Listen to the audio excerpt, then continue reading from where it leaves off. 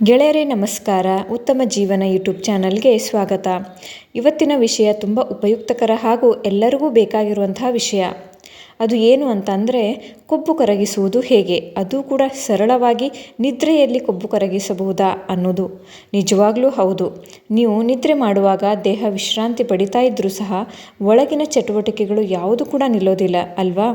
ನಿದ್ರೆಯಲ್ಲಿ ನಿಮ್ಮ ದೇಹ ಹಾರ್ಮೋನ್ಗಳನ್ನು ಸರಿಪಡಿಸ್ತಾ ಇರುತ್ತೆ, ಹೊಸ ಜೀವಕೋಶಗಳನ್ನು ಉತ್ಪತ್ತಿ ಮಾಡ್ತಾ ಇರುತ್ತೆ. ಅದೇ ರೀತಿಯಾಗಿ ಮೆಟಬಾಲಿಸಮ್ ಹೆಚ್ಚಾಗ್ತಾ ಇರೋದು ನಿದ್ರೆಯಲ್ಲಿರುವಾಗಲೇ.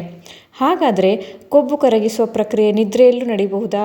ಹೌದು, ಆದರೆ ಶರೀರ ಸರಿಯಾದ ನಿದ್ರೆಯಲ್ಲಿದ್ದಾಗ ಮಾತ್ರ.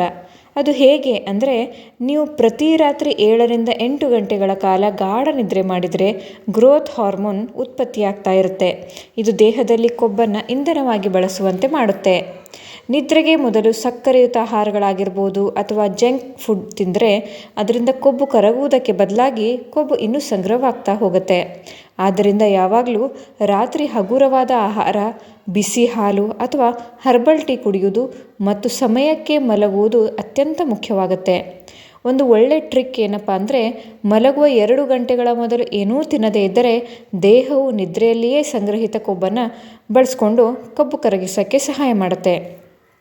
ನಿದ್ರೆಯಲ್ಲೇ ಕೊಬ್ಬು ಕರಗಿಸಲು ಸಾಧ್ಯ, ಆದರೆ ಸರಿಯಾದ ನಿದ್ರೆ, ಸರಿಯಾದ ಆಹಾರ ಮತ್ತು ಸರಿಯಾದ ಸಮಯ ಇದ್ದಾಗ ಮಾತ್ರ. ಇಂದು ರಾತ್ರಿ ಉತ್ತಮ ನಿದ್ರೆಯನ್ನು ಮಾಡಿ ಆರೋಗ್ಯಕರ ಬೆಳಿಗ್ಗೆಯನ್ನು ಎದುರಿಸಿ. ಧನ್ಯವಾದಗಳು.